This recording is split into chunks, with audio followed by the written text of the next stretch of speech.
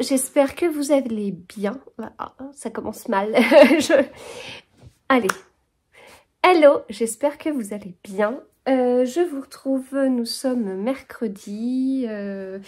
Voilà, un peu particulier. On a quelques malades à la maison. Alors, je vais vous parler de livres. Et je vais commencer par ce que j'ai terminé.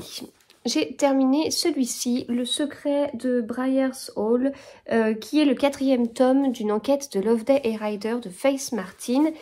Je crois que j'avais dû le commencer. Mon dernier vlog, j'ai dû finir d'enregistrer lundi, je pense, donc je l'avais déjà commencé. Donc moi j'aime beaucoup cette série de Cozy Mystery. Enfin je sais pas si on peut mettre ça dans la catégorie des Cozy Mystery. Enfin il y a un côté très enquête, très classique. Enfin pour moi on met cette série dans les Cozy Mystery si on met Agatha Christie dans les Cozy Mystery. Il y a un côté très Agatha Christie, ça se passe dans les années 1960 à Oxford et on suit Trudy Loveday qui est une jeune policière stagiaire, très difficile parce que être une femme qui travaille à cette époque-là et pourtant c'est pas si vieux, bah ça choque, donc elle doit s'accrocher. Elle doit s'accrocher par rapport à ses collègues masculins, elle doit s'accrocher par rapport aux gens, elle doit s'accrocher par rapport à sa propre famille. Donc c'est pas évident. Donc voilà, là on a Trudy Loveday et ici on a le docteur Clement Ryder qui était médecin, qui est devenu coroner et qui du coup il a parfois des affaires qu'il titille ou pour lui, il y a un peu plus à gratter que ce qu'on veut bien lui montrer, en fait, lui apporter comme preuve. Et du coup, enfin ça c'était dans le premier tome, il a parfois besoin pour pouvoir mener son enquête d'avoir... il peut pas mener ses enquêtes sans avoir le go de la police. Et c'est comme ça que dans le premier tome, il a été accompagné de Trudy Loveday puisque son chef voulait se débarrasser un petit peu d'elle, voilà. Et ce qui nous amène à un duo assez original, si vous voulez, au niveau de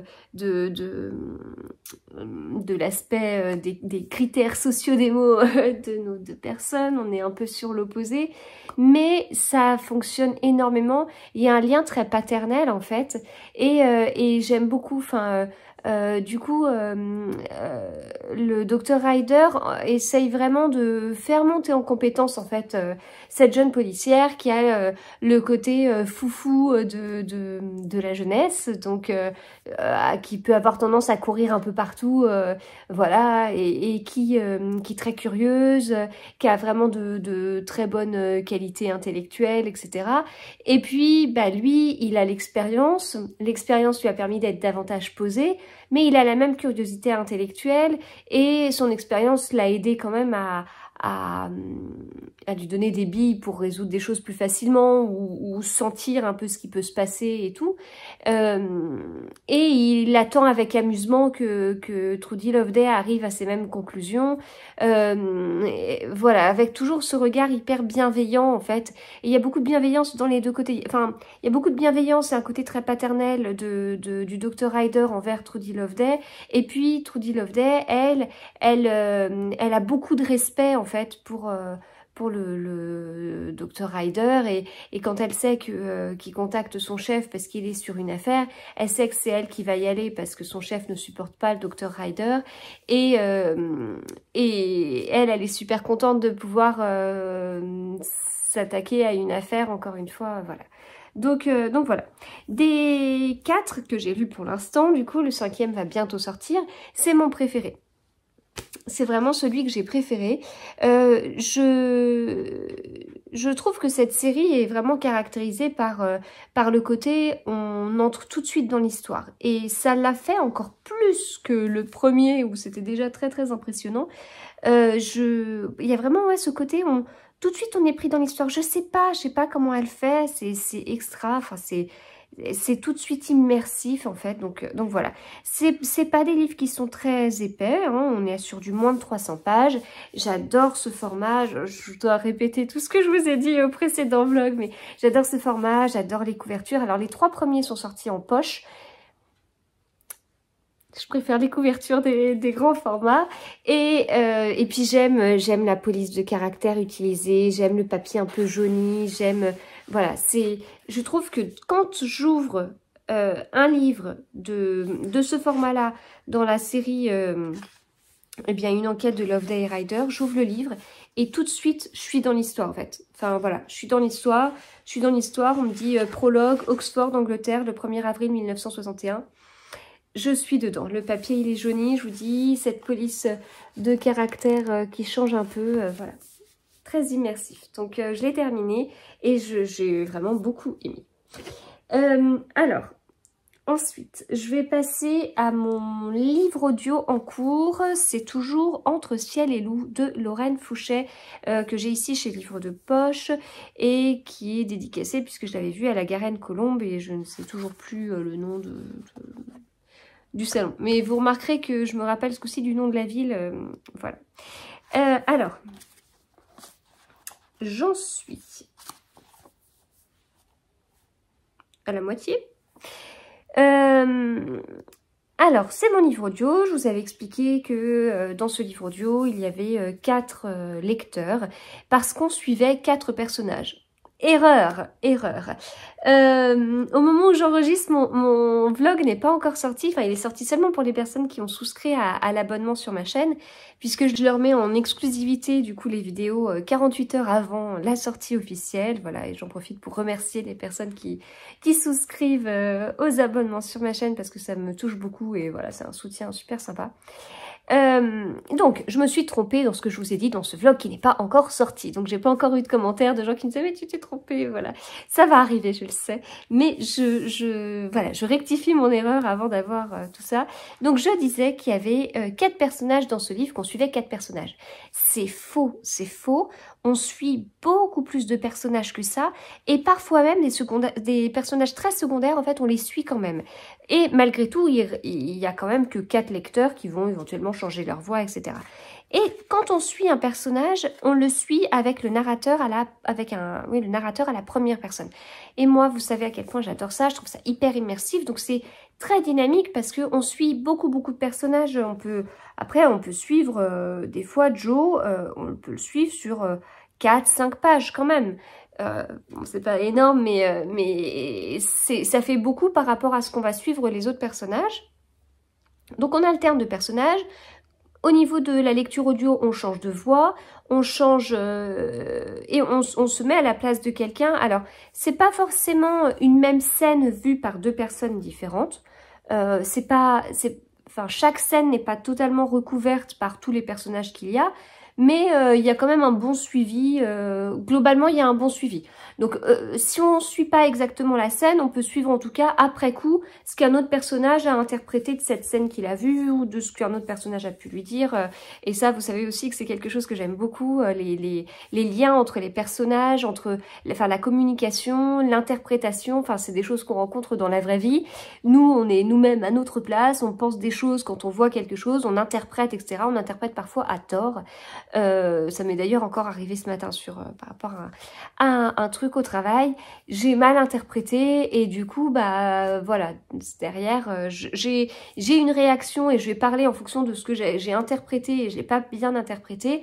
Et derrière, bah en fait, non, je me suis trompée. Mais voilà, c'est juste des histoires de communication, d'interprétation et tout. Là, en l'occurrence, je me suis rendu compte que j'avais mal interprété et que, voilà, j'avais réagi... fort et trop vite. Donc voilà, enfin moi ça fait vraiment partie de ce qui m'intéresse, et voilà, plus je vieillis et plus je pense que ça m'intéresse, avec ce truc de se dire que on a beau être bavard, et ben en fait on parlera jamais autant que ce qu'on se parle à nous-mêmes, que ce qu'on a en tête, et voilà. Bon. Bref, je m'arrête là sur ça. Mais donc voilà, je continue à beaucoup aimer ce livre. Donc je vous rappelle juste un peu l'histoire si vous n'avez pas vu mon vlog précédent et si vous ne l'avez pas lu. Donc on est en Bretagne, on est principalement sur l'île de Groix, quoiqu'on a des petits moments notamment au Vésinet, dans les Yvelines. Et puis parfois un peu ailleurs aussi. Mais en tout cas les 2 lieux principaux, c'est le Vésinet et l'île de Groix, mais principalement l'île de Groix. Donc on a Lou qui malheureusement décède, pas vieille, hein, elle avait pas 60 ans. Et Joe, son mari, du coup, doit continuer à vivre sans elle, ce qui est clairement terrible. On ouvre sur l'enterrement.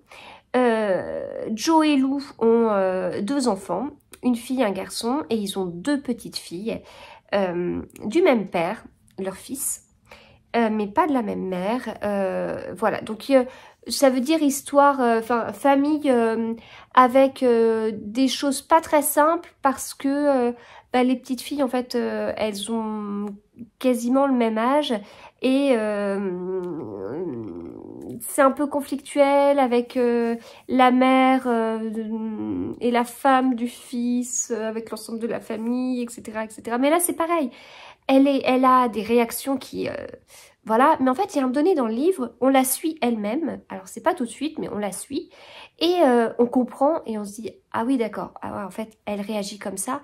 Elle surréagit, c'est hallucinant. Mais en fait, elle a des raisons. Enfin, voilà. Et enfin, bon, voilà, c'est puissant. donc voilà, c'est... l'histoire, bah, c'est ça. C'est comment vivre avec le décès de Lou. Qui affecte tout le monde, en particulier Joe, hein, son mari qui prévoyait une belle retraite avec sa femme. Et puis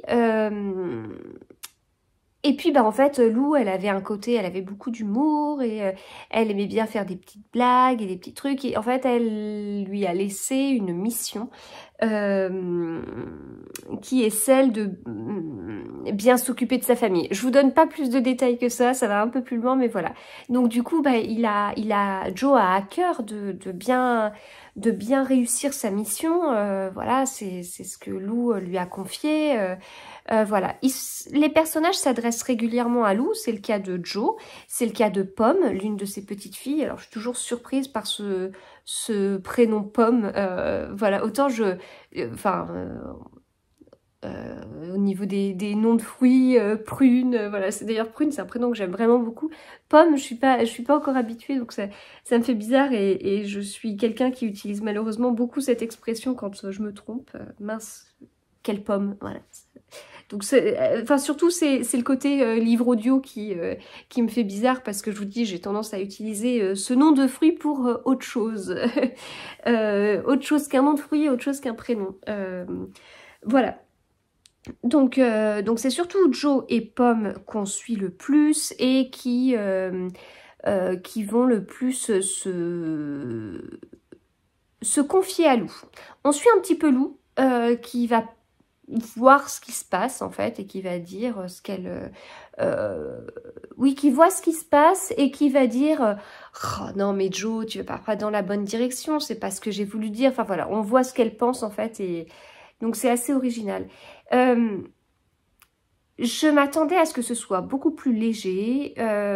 J'avais, en fait, à ce moment-là, lors de ce salon, c'est là où j'avais acheté un livre à Julien Sandrel pour pouvoir découvrir sa plume. Il a été dédicacé par l'auteur. C'est là où j'avais acheté un livre de Sophie Talmen, pareil.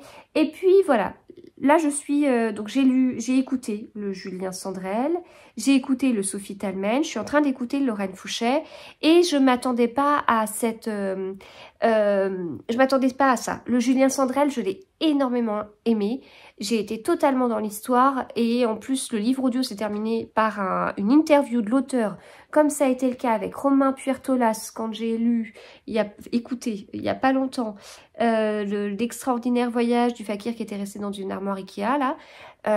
Voilà, donc ça rend, enfin quand on a bien aimé l'histoire comme ça a été le cas avec La Chambre des Merveilles, prolonger avec l'interview de l'auteur, c'est trop bien, quoi. Voilà, donc il y avait ça. Sophie Talmen, j'avais été assez déçue parce que j'en attendais vraiment beaucoup. Lorraine Fouchet, du coup, j'ai eu un peu peur que ça fasse la même chose et je suis mais très, très, très agréablement surprise. C'est beaucoup plus, enfin, oui, beaucoup plus humain que ce que je pensais. C'est très prenant par cette histoire de roman choral à un rythme très dynamique sur une histoire qui pourrait paraître... Bah, je veux dire, on n'est pas sur une course-poursuite avec un tueur en série, quoi. Enfin, on est sur quelque chose de plutôt calme et posé. Elle a réussi par la construction à rendre ça vraiment dynamique. Et c'est très bien, c'est très bien. Enfin, j'aime vraiment beaucoup.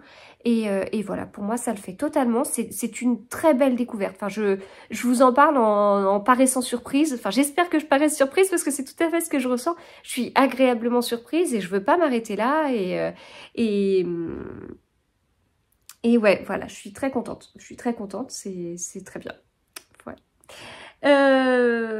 Si vous en avez lu d'autres, alors j'ai déjà échangé avec l'une d'entre vous qui justement qui souscrit à ma chaîne et qui m'a donné la liste des livres qu'elle avait lus de l'autrice. Si vous en avez lu d'autres, du coup ça m'intéresse. Puis si vous avez lu celui-là, ce que vous en avez pensé et tout. Et puis bah, bon, il y a ce côté dont je vous ai parlé. J'ai envie de partir en Bretagne. J'ai envie, voilà, j'ai envie de me balader. J'ai envie de... Je suis frileuse, j'aime pas sortir quand il fait froid. Mais je peux vous dire que là, j'ai envie juste de mettre un gros manteau, de mettre un gros châle, un bon bonnet, des bottes, des bons gants et tout. Et de se balader, de marcher sur un remblai près d'une côte, de voir la mer, de voir des phares. Là, ouais, de voir des phares. De marcher un peu, d'avoir froid et de me dire « Oh, je vais me réchauffer dans une crêperie. » Et puis je mangerai des bonnes crêpes. Voilà ce que j'ai envie de faire. J'imagine que ça partira une fois que j'aurai fini ce livre. Il est très immersif du coup. Je connais pas l'île de Groix, mais je suis partie en Bretagne, il n'y a pas de souci. Voilà. Donc ça, c'était pour celui-ci. Ensuite, j'ai commencé après le Love Day et Rider, après celui-ci, j'ai commencé celui-ci. On le lit dans le cadre de lecture de notre club de tote bag, voilà, du gang des tote bags, sur une idée d'Engie en fait, qui est une super bonne idée. Enfin, vous savez, je suis partie à Brive avec Estelle, petite lectrice, Florence de Flow & Books et Engie, Madame Chachali, qui ont toutes les trois une chaîne YouTube qui sont top. Voilà, les carnets de bord d'Estelle, je les regarde dès qu'ils sortent. Les vlogs de Florence, ils sont super sympas. Et les vlogs d'Engie, pareil, elles ont toutes les trois un style différent. Et on est toutes les quatre différentes et ça a super bien fonctionné, c'était trop bien, on a passé un moment incroyable, voilà, enfin, ouais, bon, voilà, ça a été une super rencontre, mais même au-delà, quoi. Enfin, voilà, c'est assez dur à décrire, mais voilà. Donc, on est le gang des tote bags. Et puis, on se fait des petites lectures sur une idée d'Engie. Donc là, l'idée, c'était d'aller piocher dans la palle d'Estelle, une partie de sa palle, enfin, de ses bibliothèques à lire, plutôt. Et donc voilà, elle nous a fait une petite sélection, on a choisi un livre qu'on allait lire ensemble et puis on continuera chaque mois à aller mettre notre nez dans les pales des copines et sortir un livre. L'une sort un livre de sa palle et puis les autres font une découverte. Enfin voilà, l'idée est top. Et donc c'est comme ça qu'on est parti sur le livre Qui a tué Glenn de Léonie Swann chez 10-18. Donc voilà, on a commencé ça hier. Je suis pas très loin, j'ai lu 3 chapitres pour ma part. Et je dois vous avouer, mais j'en ai plusieurs à le penser, c'est un peu loufoque, c'est un peu particulier.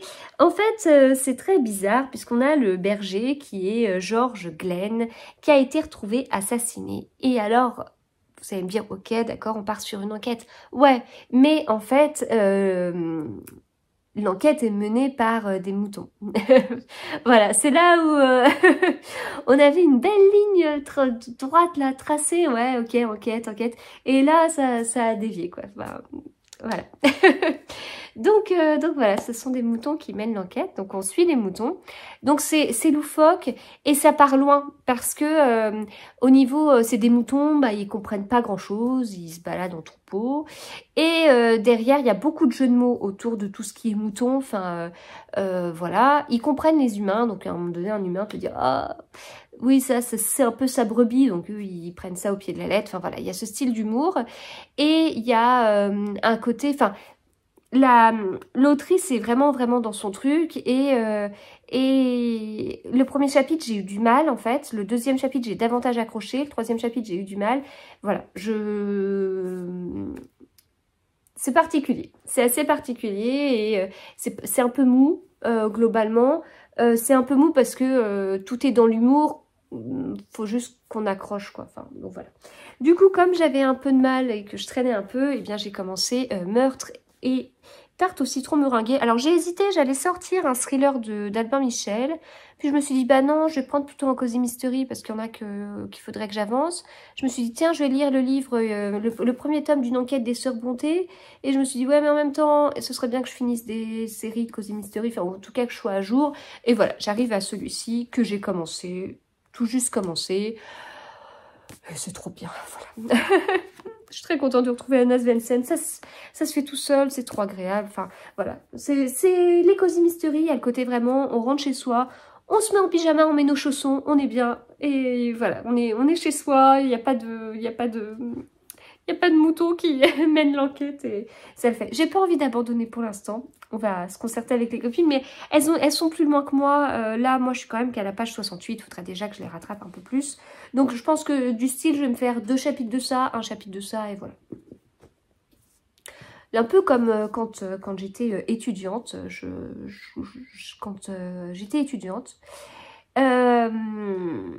il y avait les maths que j'aimais bien et il y avait de la physique, j'avais pas le choix dans mes études et que j'aimais moins bien. Et donc je révisais une matière de physique et je me récompensais en révisant une matière de maths. Et voilà, et je faisais comme ça. Et ben voilà, on va faire pareil. Et puis si vraiment ça le fait pas, bah voilà, mais là faut que je retente quoi. C'est pas, j'abandonne jamais un livre et là je veux quand même continuer. Voilà, parce que c'est, enfin je sais pas si j'abandonne là par rapport à ça, voilà. Donc voilà, je veux persévérer davantage, mais avec une petite motivation qui sera ça. Voilà, bah écoutez, je m'arrête là pour le moment et je vous retrouve plus tard. Alors, je vous retrouve, on est vendredi midi. Niveau lecture, je l'ai laissé de côté. Qui a tué Glenn? Voilà, je l'ai laissé de côté. J'ai lu 400 pages, n'importe quoi. J'ai lu 4 chapitres. Je suis à 80 et quelques pages. J'ai du mal. Il y a beaucoup de... Alors, c'est un humour particulier. Donc, comment dire? Enfin, c'est pas forcément ça, en fait. C'est un délire, en fait. C'est un délire particulier et j'ai un peu de mal à entrer dans le délire de l'autrice. Et il y a beaucoup dans ce délire et dans ces phrases avec un peu d'humour, il y a beaucoup de suggestions, enfin dans le sens où on va pas utiliser le bon mot pour décrire quelque chose, on va plutôt utiliser des descriptifs. Enfin, moi, j'ai l'impression de jouer à Tabou, où en fait, tout était décrit sans jamais nous donner le nom, parce que la scène est vue par un mouton. Donc, le mouton, il sait pas ce qui se passe devant lui. En revanche, il va décrire ce qu'il voit. Voilà, et c'est à nous après de se dire, ah oui, d'accord, en fait, c'est simplement ça qui décrit. Ah oui, donc c'est original, mais... à chaque fois, quand il y a comme ça des suggestions, bah, c'est assez exigeant. Et je pense qu'il y a des fois, je passe à côté de choses. Donc voilà, je l'ai laissé de côté. Et donc, je fais plus un chapitre, tous les 2 chapitres, je sais pas quoi. Et je me suis mise davantage dans Meurtre et tarte au citron meringuée. J'ai lu seulement ça. Et il me reste ça. Seulement parce que j'ai pas beaucoup lu hier soir. donc voilà, il me reste encore... là, je suis à la page 231.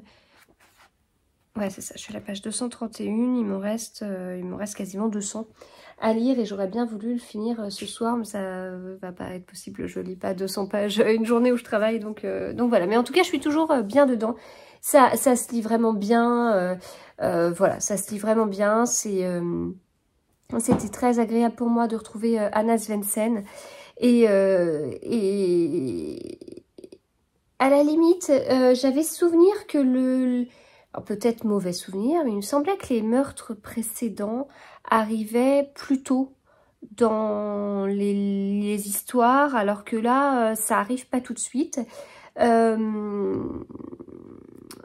voilà, après, enfin, c'est une série de Cozy Mystery, il vaut mieux tout le temps lire les séries de Cozy Mystery dans l'ordre parce qu'il y a le meurtre proprement dit, voire les meurtres, et, je dis ça parce que je vois le S ici, et la vie personnelle des personnages est vraiment importante, donc voilà, c'est vraiment à lire dans l'ordre. Voilà, donc je me régale et c'est très bien. Mais c'est quand même pas ma série de Cozy Mystery préférée, mais je l'aime beaucoup. J'ai reçu des choses ce midi, mais ce sont des formats qui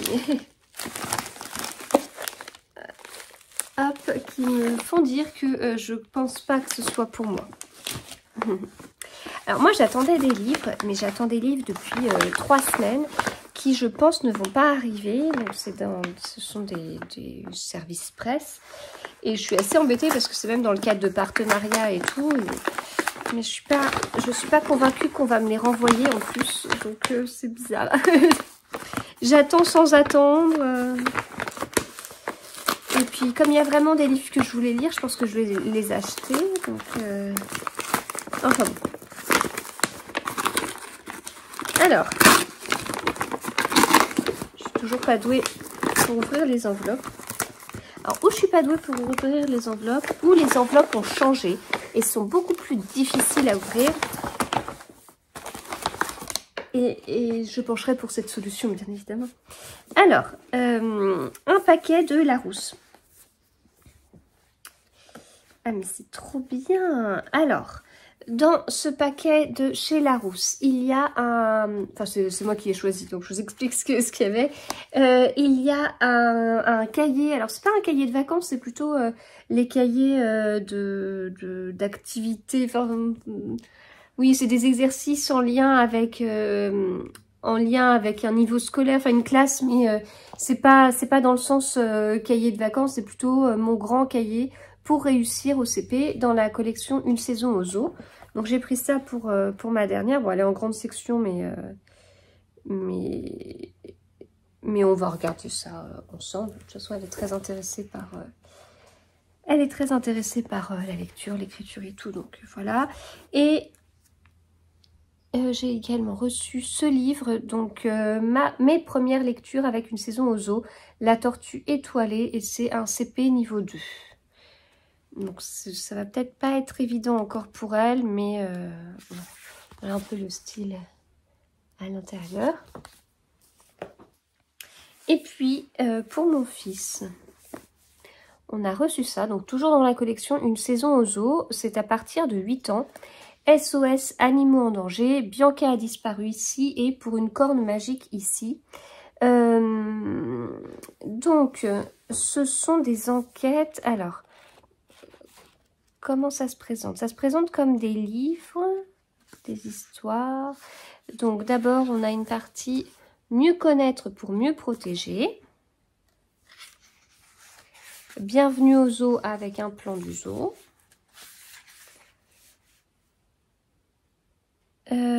Avertissement mien, prologue. Donc voilà comment c'est à l'intérieur, au niveau de l'écriture. Hop, et puis épilogue, tout sur le lion blanc à la fin, jeu d'experts avec des petites questions et des petites questions, des petits jeux, et à la fin il y a les solutions. Voilà, donc là par exemple celui-ci, Arthur et Léonie connaissent le zoo de Bon Conseil, l'escaladeuse comme leur poche. Le jour où l'intrépide Léonie apprend qu'un lionceau blanc a disparu, il n'est pas question de rester en dehors de tout cela comme on le lui a conseillé.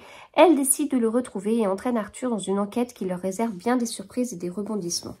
Voilà, et puis ici on retrouve Arthur et Léonie qui connaissent toujours bien le zoo de Bon Conseil, l'escaladeuse comme leur poche. Rien ne leur échappe, surtout pas le comportement étrange de certains visiteurs qui semblent s'intéresser tout particulièrement aux rhinocéros indiens. Arthur et Léonie, aidés de Keren, la grande sœur d'Arthur, vont mener leur enquête et découvrir la menace qui plane sur les paisibles herbivores.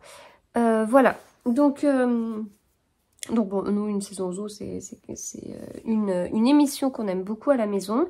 Et donc voilà, là ceux-là comme je vous disais c'est à partir de 8 ans. Donc je pense que ça va pas mal plaire à mon fils qui aime beaucoup le foot et les animaux. Ici il en existe plusieurs des livres comme ça puisqu'il y a du CP niveau 1, du CP niveau 2 et il y a du CP niveau 3 aussi. Donc là, on est sur le niveau intermédiaire. Et puis, ces grands cahiers d'activité existent du CP au CM2. Donc, vous voyez, c'est assez épais. Et puis, voilà à l'intérieur à quoi ça ressemble.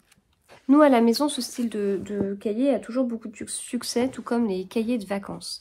Donc voilà. Donc, ça, c'était pour le premier paquet. Donc, hop, il y en a qui vont être contents à la maison. Et deuxième paquet.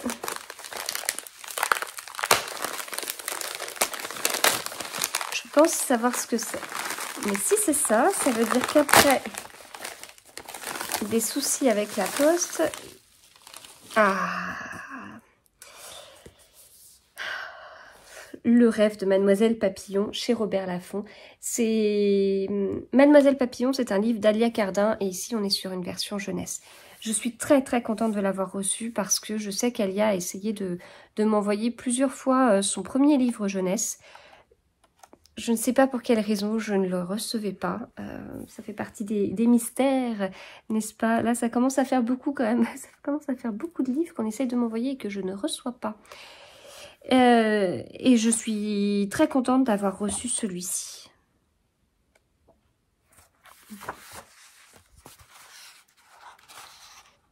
Voilà. Alors, si je vous lis la 4e de couverture, Mademoiselle Papillon est une infirmière hors du commun qui veut venir en aide aux enfants dans le besoin. Le soir, dans son lit, elle rêve d'une vaste demeure qu'elle bâtirait pour eux. Chaque nuit, l'image de sa maison devient plus précise, tellement précise qu'elle pourrait presque la toucher du doigt. Parfois, Mademoiselle Papillon se sent petite, face à l'immensité de son rêve, mais jamais elle n'abandonne. Après le succès de son roman Mademoiselle Papillon, que j'ai beaucoup aimé, Alia Cardin s'adresse aux petits et aux grands enfants, portés par le trait poétique de Julien Arnal, mais totalement quoi. Enfin, c'est magnifique.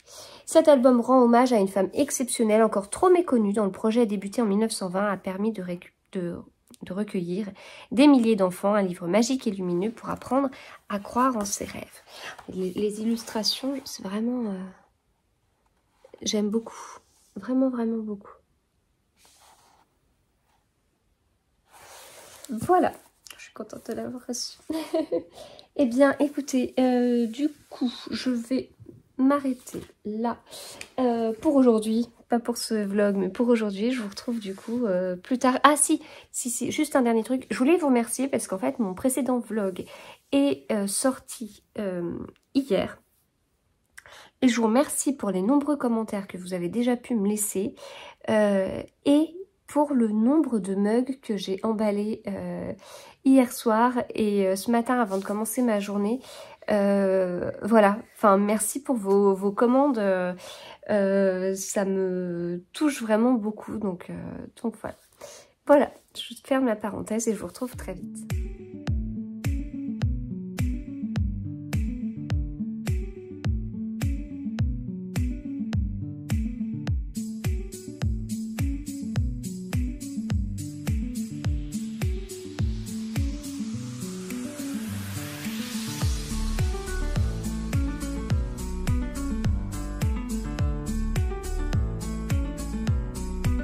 Hello, je vous retrouve, on est mardi, ça commence bien, j'ai la voix qui est prise, je suis pas très en forme, mais voilà, c'est comme ça, on cumule, et puis bah voilà, ça ira mieux. Alors, j'aimerais vous parler de beaucoup de livres. Parce que le week-end est passé, j'ai pas enregistré hier parce que j'étais sur place et donc il y a beaucoup de livres dont j'aimerais vous parler parce que j'ai beaucoup lu, comme vous le savez, le week-end. C'est vrai qu'en général le week-end j'avance pas mal mes lectures, soit les lectures audio parce que je vais faire de la couture, je vais faire des mugs. Alors là en l'occurrence, comme je vous avais dit, je lève un peu le pied Je lève le pied, oui, c'est français. Je lève le pied sur les mugs. Il m'en reste encore dans la boutique. Il y a un petit peu de tout. Donc voilà, il n'y a pas de besoin que j'en fasse pour le moment. Donc voilà, donc je vous remercie vraiment d'avoir adopté les mugs parce que vous en avez vraiment adopté beaucoup et ça me touche vraiment beaucoup. Et voilà,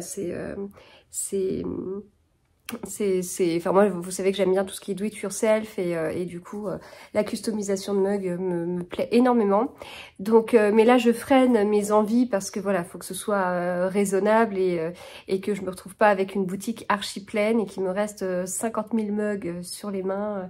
Voilà, donc faut juste être un peu raisonnable entre la demande, le besoin et ce que je peux proposer. Il faut pas que je déséquilibre en rentrant dans des folies. Donc je me calme, je calme mon envie d'en faire plein. Et par contre j'ai fait un peu de couture, voilà. Donc là du coup j'écoute des livres audio, donc j'ai aussi fait des photos pour Instagram, donc pareil, livre audio pendant ce temps-là. Ça me prend beaucoup de temps de faire des photos et en fait je trouve que avant j'arrivais à faire mes photos pour Instagram une fois toutes les 2 semaines et là je fais tous les dimanches avec des grosses séances. Alors c'est vrai que j'ai pas mal lu, donc là on est le 1er février. J'ai lu 22 livres sur le mois de janvier, lu et écouté 22 livres. D'ailleurs ça peut être l'occasion, je pars loin. Ça peut être l'occasion de vous faire un petit point donc sur les 22 livres que j'ai lus, lus et écoutés. Lus et écoutés, il y a 1, 2, 3, 4, 5, 6, 7 livres audio, 2 où j'ai fait moitié lu, moitié audio. Donc 7 audio, 2 moitié-moitié, et ça veut dire qu'il en reste 13 que j'ai uniquement lu. Voilà, donc dans tous ces livres, il y avait des pavés, il y avait des livres plus fins. Globalement, les livres plus fins, c'est les livres que j'avais passés en audio. Et puis, bah voilà, 22 livres, je sais que c'est quelque chose d'assez important, que je referai pas de sitôt. Je vais pas lire 22 livres tous les mois, c'est clair. Là, il y a eu beaucoup de télétravail, donc ça veut dire que je me couche plus tard le soir. Je me couche plus tard la veille du jour où je vais... Enfin, je recommence. J'ai eu beaucoup de télétravail, je venais un jour sur place en fait. Donc le jour où je venais sur place, la veille je me couchais plus tôt et le soir où j'allais sur place, j'étais rétamée, surtout que la route elle est pas si cool du tout, contrairement à ce qu'on pourrait penser. Il y a beaucoup de monde et le soir même du coup je m'écroule aussi. Donc ça veut dire que ça me prend, enfin quand je vais sur place, j'ai moins de temps de lecture puisque ça me prend du temps de lecture sur 2 soirs. Voilà, et puis bon après la journée, là ça change rien. Et alors après c'est vrai que si ça change quelque chose, parce que le jour où je vais sur place, eh ben j'ai de la lecture en journée, puisque j'ai un livre audio sur les trajets. Non pas que je lis pendant mon temps de travail, mais j'ai un livre audio sur le trajet. Voilà, mais du coup ça ne remplace pas la lecture papier que je fais la veille au soir enfin voilà, ça m'enlève je sais pas combien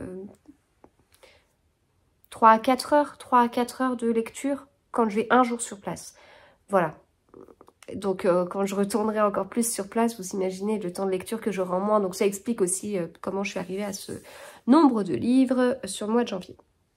Et puis voilà, il y a eu des bonnes lectures. Il y a eu des épreuves non corrigées Charleston qui étaient hyper bien. Il y avait des cosy mystery qui étaient super sympas. Enfin, voilà, globalement, ça a été un mois où j'ai fait... Là, je suis en train de les balayer, de les regarder sur Babelio. Bon, mis à part Kilomètre Zéro de Maud Ankawa, mais qui était en livre audio, sinon les autres, j'ai adoré, voilà. Et donc j'ai lu, ça m'est arrivé plusieurs fois de lire un livre sur une journée, et ça a été le cas ce week-end, puisque j'ai lu un livre samedi et un livre dimanche.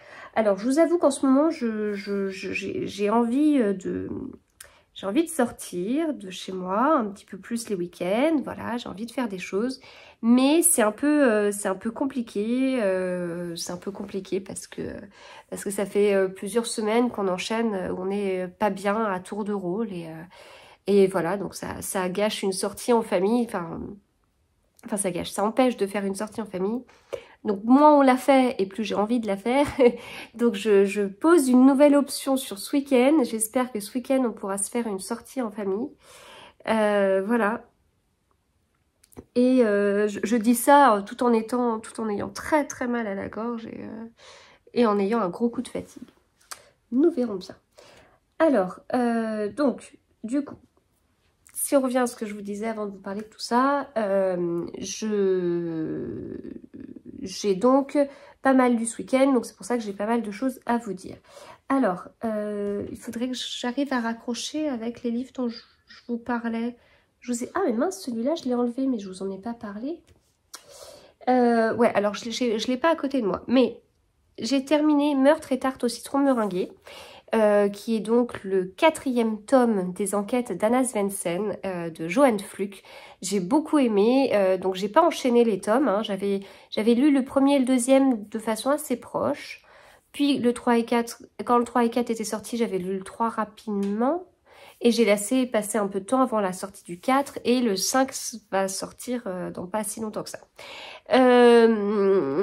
Donc j'ai beaucoup aimé, je suis super contente d'avoir retrouvé les personnages. C'est un cosy mystery qui est vraiment bien parce que je le trouve complexe, dans le sens où on a la vie privée d'Anna Svensson, mais on a la vie privée sur sa vie amoureuse, sa vie familiale, ses amis, sa boîte, enfin le cookie jar, sa boutique de gâteaux, quoi. Enfin, donc il y a tout ça. Et puis bah il y a un meurtre avec une personne qui meurt, des suspects et des histoires et forcément des fausses pistes. Donc ça amène à beaucoup d'histoires.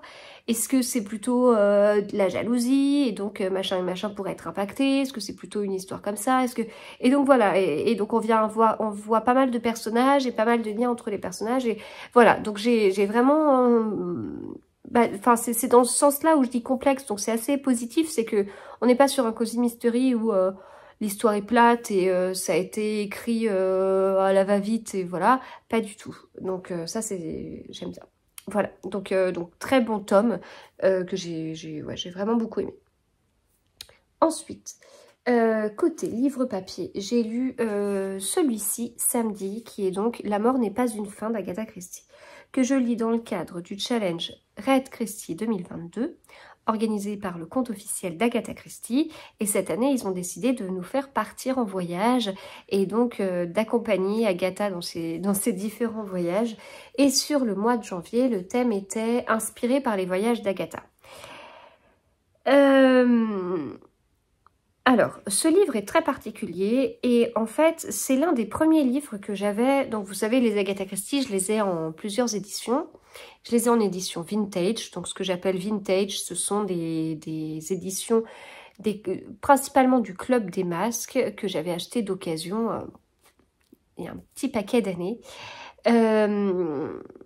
Voilà, donc c'était les premiers que j'avais en fait, soit dans des boutiques de livres d'occasion, soit mes grands-parents allaient sur des brocantes et m'en ramenaient, voilà, donc du style, j'ai en tête 5 francs les 3 livres, un truc comme ça, enfin, voilà.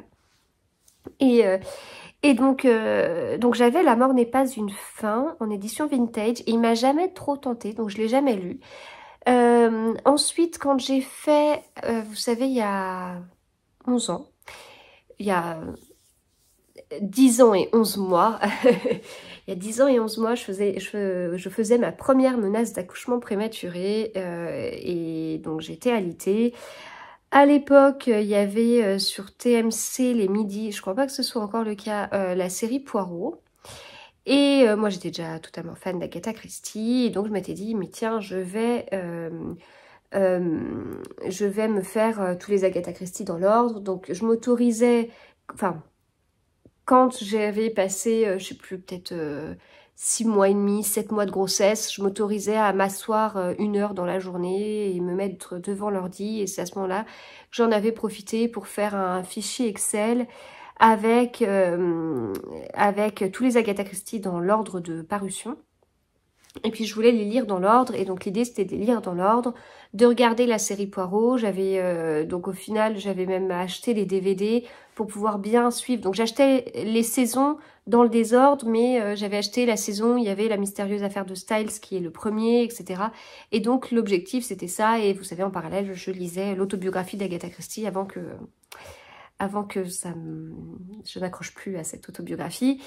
Maintenant, je pense que j'accrocherai davantage.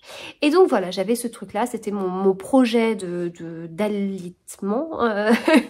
Voilà, l'histoire de me dire, bon, on se motive chaque jour, on espère, on croise les doigts pour que la naissance soit pas ce jour-là, et donc on s'occupe avec un objectif, voilà. Et donc ce truc-là, bah, en fait, je l'ai gardé, et enfin, je l'avais gardé avant un peu d'abandonner, et j'avais avancé toute ma liste jusqu'à arriver à La mort n'est pas une fin. En fait, j'avais un blocage, et ça m'a démotivée, et c'est là que je m'étais un peu arrêtée, parce que ce livre-là ne m'attirait pas.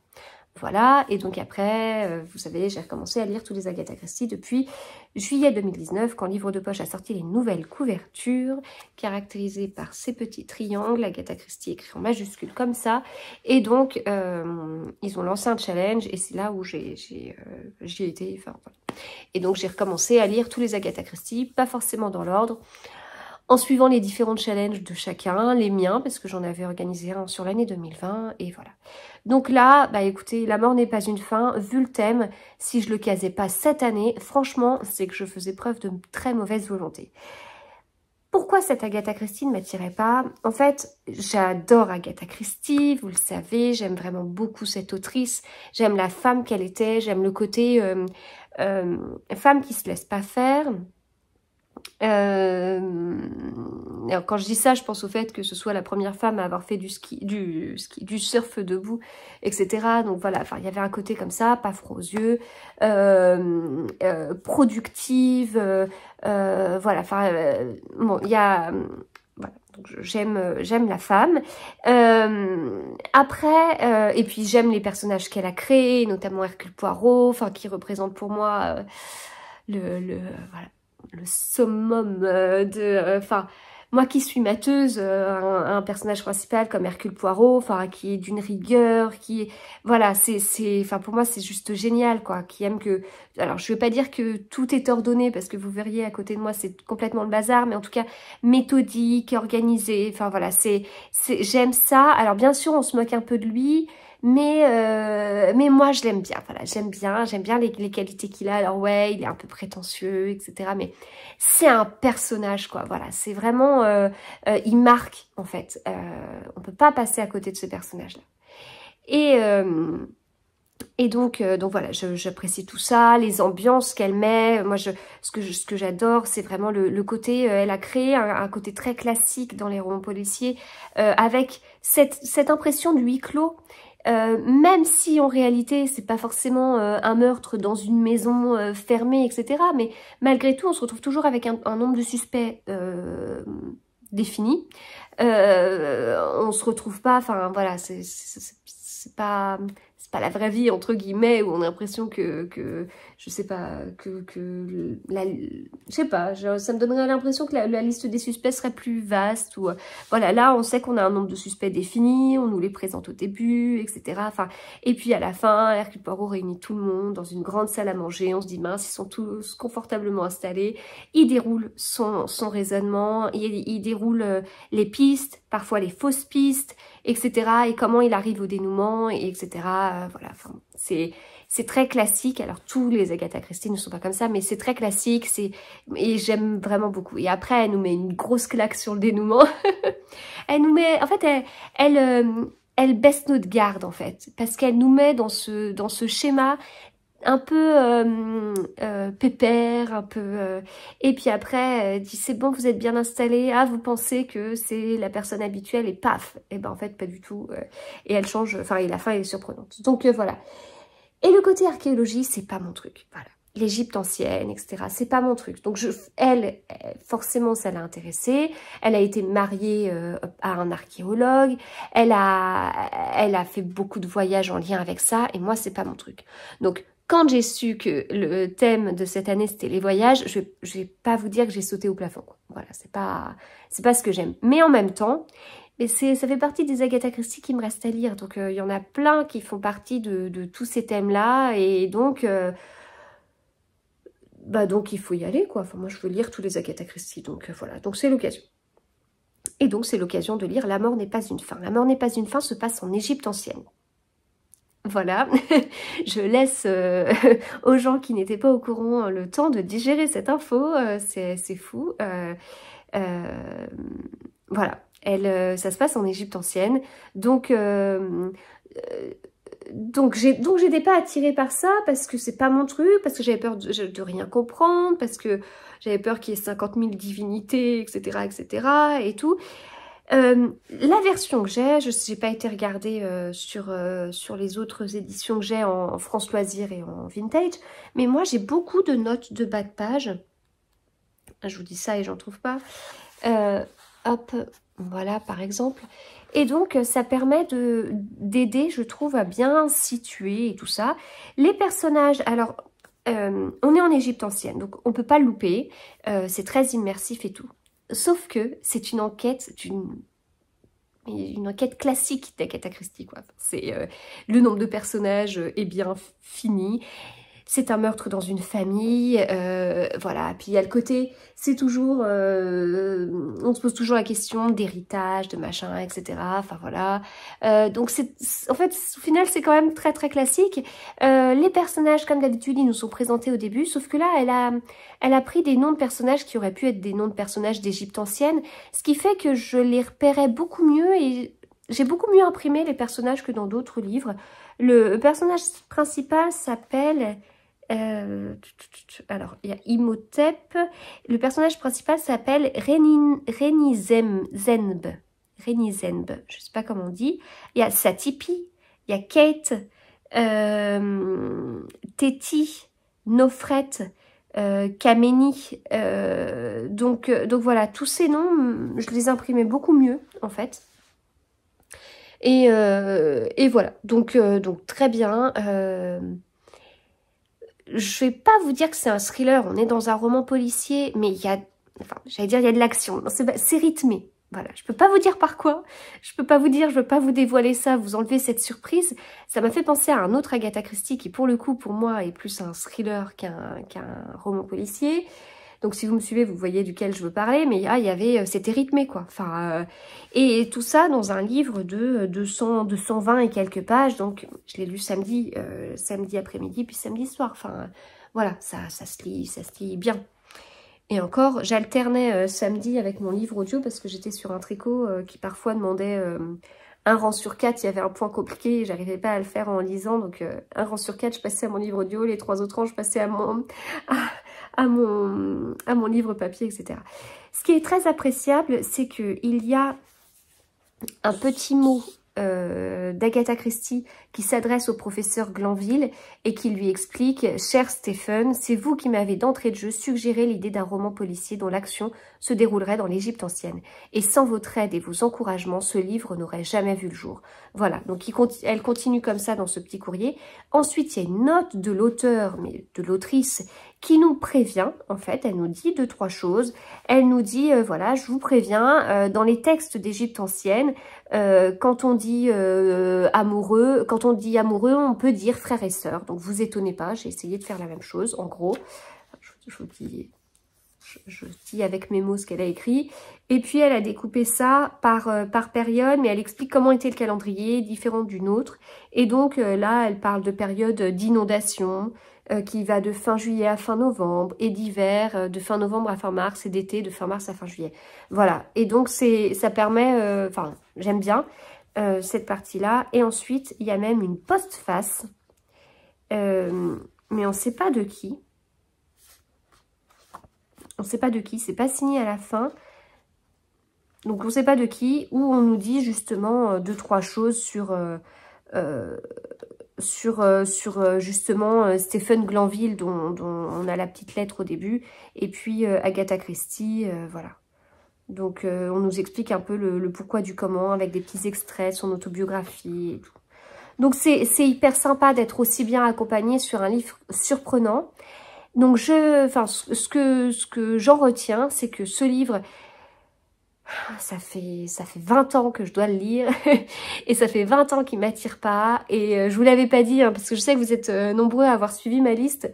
J'allais pas vous dire ouais, j'ai placé ce livre en janvier, oh, j'ai vraiment pas envie de le lire. Bah non, c'est pas très c'est pas comme ça qu'on motive les troupes, donc voilà. Et ben maintenant je vous le dis, j'avais pas envie de le lire. Je l'ai lu et j'ai adoré quoi, donc je suis trop contente. Je suis trop contente, et puis de découvrir enfin c'est quand même pas le plus étonnant dans le sens construction. Enfin, elle a fait d'autres choses qui sont vraiment plus surprenantes au niveau, pas au niveau dénouement, je parle pas au niveau dénouement, je parle au niveau du style. Voilà, donc j'ai lu La mort n'est pas une fin d'Agatha Christie. Dimanche, j'ai lu ce livre qui est Beauté fatale. Voilà, dans la collection Les thés meurtriers d'Oxford, d'H.Y. Anna, traduit par Diane Garraud. C'est le tome 2 de cette série de Cozy Mystery qui est auto-édité. Vous pouvez trouver ces livres sur Amazon. C'est des livres qui sont que j'aime bien. Donc bon, la couverture, vous voyez comment elle est. Elle est assez douce, mais elle est pas brillante du tout en fait. Et ça fait plutôt mat en fait, mais le motif est très beau. J'aime beaucoup la police de caractère qui est utilisée. Alors ce qui est très rigolo, et je l'avais oublié lors du premier, c'est qu'en fait le chapitre 1 commence à la première page, ce qui n'arrive quasiment jamais. Donc voilà. Alors j'avais une crainte, c'est que ce Cozy Mystery a des petites ressemblances avec les enquêtes d'Anna Svensson. C'est pas la même chose, je parle pas de plagiat ou je sais pas quoi, pas du tout. Mais voilà, on est sur un même style de livre, il y a des choses qui peuvent être un peu communes, dans le sens où l'héroïne, elle tient un salon de thé. Alors, on n'est pas sur le cookie jar, mais bon, ça peut faire penser à ça. Voilà, mais en fait, il y a une mère qui est bien présente, il y a, on suit la vie amoureuse, ça peut être une héroïne qui a à peu près le même âge, mais vous voyez, j'ai lu le tome 4 des enquêtes d'Anna Svensson. J'ai fait une pause d'une journée pour lire Agatha Christie, puis je passe avec ce livre-là ensuite. C'est pas, je les ai pas enchaînés, mais pas loin. Et ben, il n'y a pas eu de souci. Je me suis mis tout de suite dans ce truc-là. Donc le premier tome, je l'avais lu au début du mois. C'est le premier livre que j'avais fini sur l'année. Premier livre papier que j'avais fini sur l'année. Et ouais, j'avais vraiment bien accroché. Alors, bon, je ne vais pas jouer au jeu des 7 différences, mais l'une des différences, c'est que dans ce livre, alors à la limite, j'aurais tendance à dire qu'il est peut-être moins complexe que les enquêtes d'Anna Svensson par rapport à tout ce que je vous ai décrit tout à l'heure. Il y a peut-être moins 50 000 pistes, l'histoire est peut-être un peu plus simple, mais pour un Cozy Mystery, il y a quand même largement de quoi faire. Et voilà, enfin, je veux pas critiquer Agatha Raisin parce que c'est la première série de Cozy Mystery que j'ai découverte. Pour moi, ça a été le côté, voilà, Agatha Raisin a débarqué en France et les tomes sont sortis. Et puis au bout d'un moment, les gens ils se sont dit, ah tiens, ça a l'air de marcher. Ah bah nous aussi. Puis après, il y a eu une grosse vague où il y a eu 50 000 Cozy Mystery qui sont sortis. Donc je vais pas cracher sur Agatha Raisin parce que pour moi, tout est parti de là. Mais globalement, c'est des histoires qui sont quand même plus simples. Sa vie privée, oui, on la suit, mais il n'y a pas 50 000 choses dans sa vie privée, c'est assez simple. Il n'y a pas 50 000 personnages. Enfin voilà. Bon. Donc en comparaison, je trouve toutes les autres séries de Cozy Mystery un peu plus complexes dans le sens étoffé, quoi. Voilà, donc ça, mais ce que j'apprécie beaucoup dans cette série-là, c'est qu'en fait, l'autrice, elle parle à la première personne, voilà. Si bien que j'oublie qu'elle s'appelle Gemma Rose, alors qu'on ne peut pas oublier que Anna Svensson s'appelle Anna Svensson, puisque à chaque fois, c'est écrit tout le temps dans le livre Anna, alors que là, c'est je, donc voilà. Mais ça, moi, j'aime bien. Vous le savez, j'aime bien quand le récit est à la première personne, voilà. Donc j'ai passé un bon moment, donc je l'ai lu dimanche, c'était bien, je me suis couchée un petit peu plus tard que prévu alors que j'allais sur place le lendemain, j'étais un petit peu fatiguée. Donc j'ai mis mon réveil un petit peu plus tard et voilà. Mais bon, ça va. Même s'il y a du monde en ce moment, je n'en suis quand même pas à me lever encore à 5h30. Et il va falloir que je m'y refasse, mais vous savez que c'est pas trop mon truc.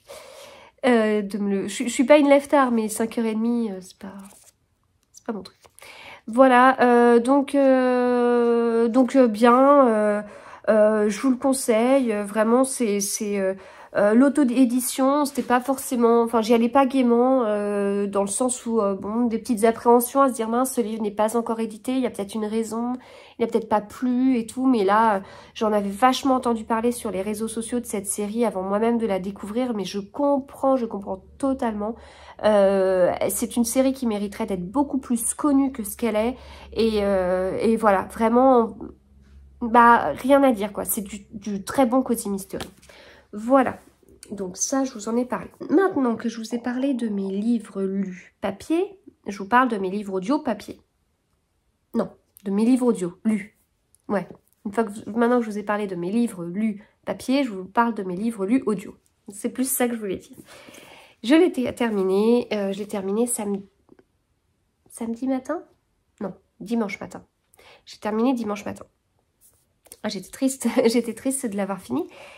Et c'est pas un livre qui est court, il fait presque 400 pages. Bah, j'aurais bien voulu encore un petit chapitre de plus, voire même plusieurs pour en savoir plus sur la suite des personnages. Il me manque. C'était bien, vraiment. Bon, je vais pas vous en parler pendant 3 heures parce que je vous en ai déjà assez parlé, mais c'était bien. C'était bien, les personnages vraiment crédibles. Ah, mais c'est ça que je voulais vous dire sur ce livre-là. Personnage crédible, en fait. C'est ça que je voulais vous dire. En fait, les scènes sont forcément... On est dans un Cozy Mystery, donc qui tient un salon de thé et se retrouve avec un meurtre tous les 3 mois. Bon, voilà. Donc crédible... oui, mais est-ce qu'un Cozy Mystery peut être crédible au niveau des faits? Je sais pas. Mais crédible au niveau des personnages, au niveau de leur communication, au niveau de ce qu'ils disent, au niveau de ce qu'ils pensent. Enfin, je sais pas, à un moment donné, il y en a une, elle peut dire une phrase qui paraît pas crédible, du genre un peu ridicule. Enfin, je sais pas, un truc qui fait gourde, quoi. Enfin, je sais pas comment dire. Vous savez, il y a des fois, il y a des choses où on se dit, quand Agatha Raisin, elle va encore se mettre dans une... elle va encore aller voir celui qu'elle soupçonne comme étant le meurtrier, et hop, mince... elle est prise moitié en otage. Enfin, il y a des choses, des fois, des choses comme ça où elle va dire, où elle va dire, ah, tiens, j'irais bien lui rendre visite, et on a envie de lui dire, mais arrête, tu l'as déjà fait dans les 20 tomes précédents, tu vas pas encore te mettre en danger. Enfin, voilà, ce style de parole où, voilà, bah là, s'il y a cette parole-là, après, Gemma, elle va nous dire, non mais je suis bête de dire ça, ou bah oui, non mais je dis ça, mais en même temps, si c'était elle qui avait fait le coup, elle me donnerait pas la réponse. Enfin, il y a des choses comme ça, des réflexions qu'on se fait nous-mêmes en fait, et du coup j'adore. Enfin, c'est ça aussi qui me fait bien accrocher avec cette série, c'est le côté presque humain des relations entre les personnages. Voilà. Et donc là, ouais, il y avait vraiment ce côté humain, il y avait j'aime bien parce qu'il y a le côté... Bon, il y a quand même des personnages qu'on aime plus que d'autres. Mais ceux qu'on n'aime pas, ben, enfin, ou qu'on aime moins, ben, en fait, il y a un truc qui nous fait accrocher. Je sais pas, il n'y a pas le côté tout blanc, tout noir. Ouais, vraiment, c'était bien creusé au niveau des personnalités et tout. J'ai bien accroché, vraiment. Bah, il faut que j'en lise d'autres. Vraiment, j'ai bien aimé. Voilà, donc je vous en parle pas plus, mais c'était pas un livre aussi léger que ce à quoi je m'attendais. Ensuite, j'ai pris celui-ci en audio. Bon, j'avais hésité, au début je voulais le lire. Je voulais lire, donc j'avais lu son premier livre qui s'appelle Ciao Bella. J'avais été étonnée, pour moi Serena Giuliano, c'est la copine de Virginie Grimaldi, elles sont un groupe de 4, elles font des lives extra, elles font des vidéos géniales, voilà. Donc Serena Giuliano, je la vois comme étant celle qui qui prend la parole assez facilement pour faire des blagues, etc. Un humour extra, enfin voilà. Et dans Ciao Bella, je l'ai découverte totalement différemment. Je la voyais plus comme ça, je la voyais d'une grande sensibilité. Et j'avais été très surprise par ce livre où je trouvais qu'elle se mettait totalement à nu. Et il faut avoir le cran de le faire, quoi. Voilà. Donc, mais du coup, j'ai découvert une fragilité que je ne soupçonnais pas du tout. Alors voilà, après, à quel point son livre était autobiographique ne l'était pas. Voilà. Et on m'avait dit, ah, celui-ci, ah là là, celui-ci. Donc, il fallait que je le découvre. Donc, je l'ai passé en audio. Comme je l'ai passé en audio, c'était très bien parce que c'était encore plus immersif. Donc, je suis partie en Italie, après être partie en Bretagne. Je suis partie en Italie. Les personnages avaient vraiment des voix chantantes. Donc, c'était très agréable. Donc, c'était pas Mama Maria.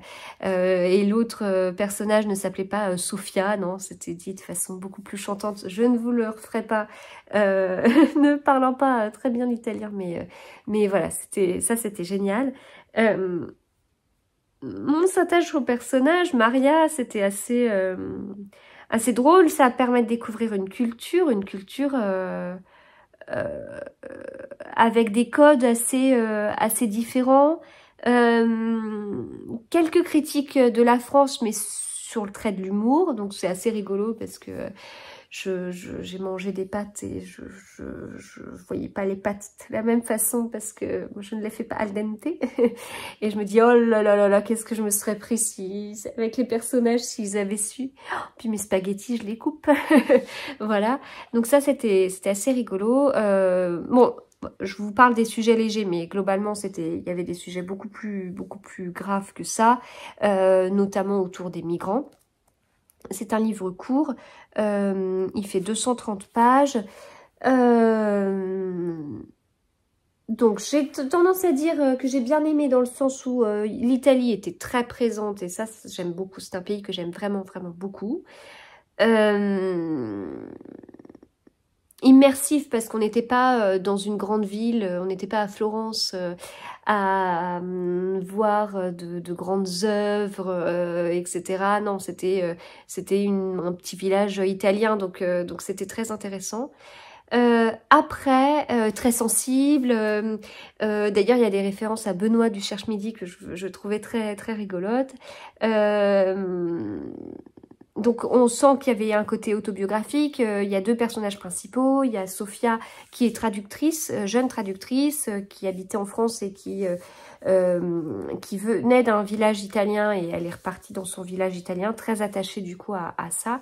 Et Maria qui tient un café dans ce fameux village et qui fait la pluie et le beau temps, qui a une sacrée personnalité mais qui est aussi sensible. Donc et on voit vraiment ces facettes-là dans le livre. Donc voilà.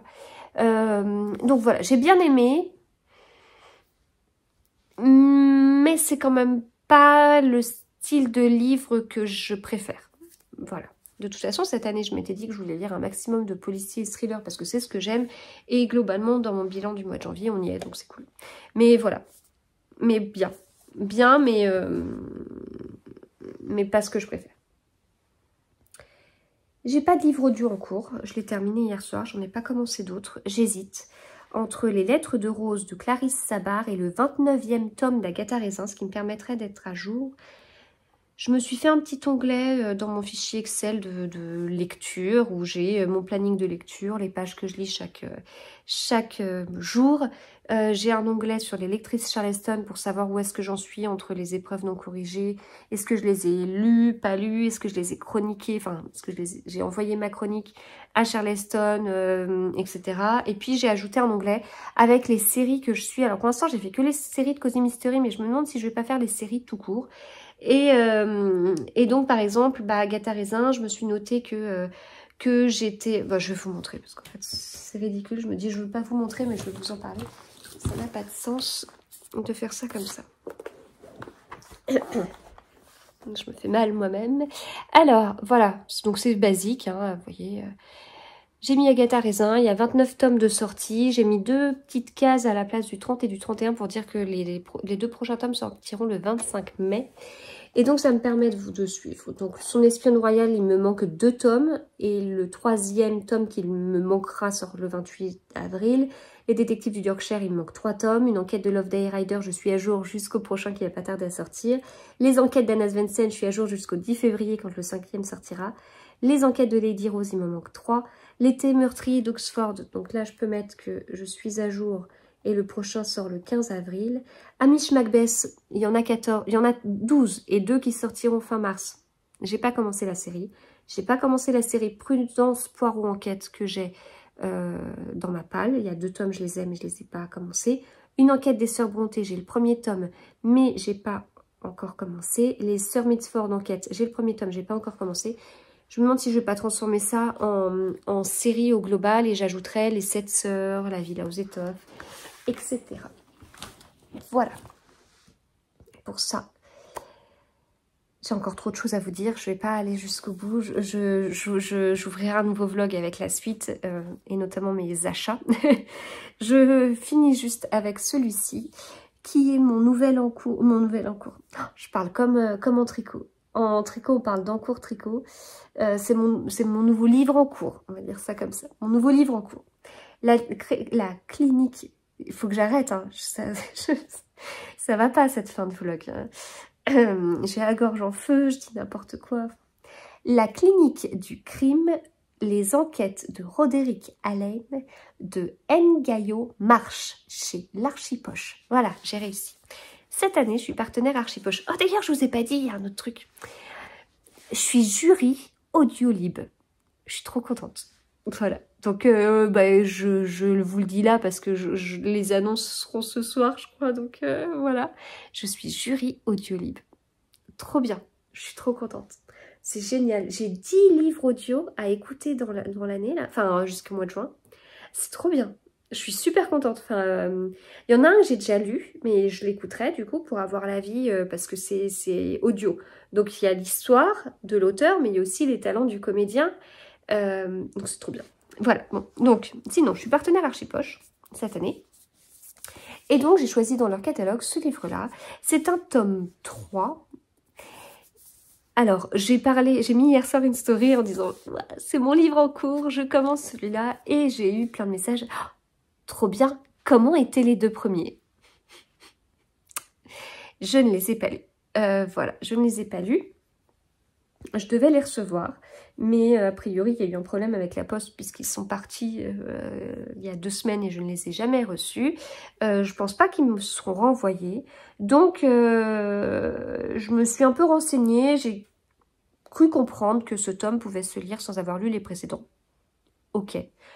Donc j'y suis allée. Et globalement, pour l'instant, alors, j'ai des très beaux marque-pages comme vous pouvez le voir. J'en ai 2 comme ça, où en fait mon fils reçoit le journal de Mickey chaque semaine et il m'a écrit un petit mot gentil derrière que je lis à chaque fois. Donc je te remercie de tout ce que tu as fait en 2021 pour moi, je t'aime très fort. Voilà. Donc c'est mes marque-pages parce que j'adore les lire, lire ces petits mots. Donc du coup pour l'instant, j'ai lu ça, donc pas seulement, j'ai pas beaucoup avancé mais je me suis écroulée hier soir. Ça se lit bien, ça se lit très bien. Les pages, elles sont pas... vous voyez, elles sont comme ça, mais il n'y a pas beaucoup de mots par ligne, donc ça avance vite. Les couvertures, elles sont trop belles. Je ne sais pas qui est Roderick Alleyn, mais figurez-vous que le chapitre que je dois lire maintenant, enfin le prochain, là, s'appelle « L'inspecteur principal, Lane ». Voilà, donc je saurai qui il est, je vais le découvrir. Voilà. Alors, cette autrice, Ngayo Marsh, il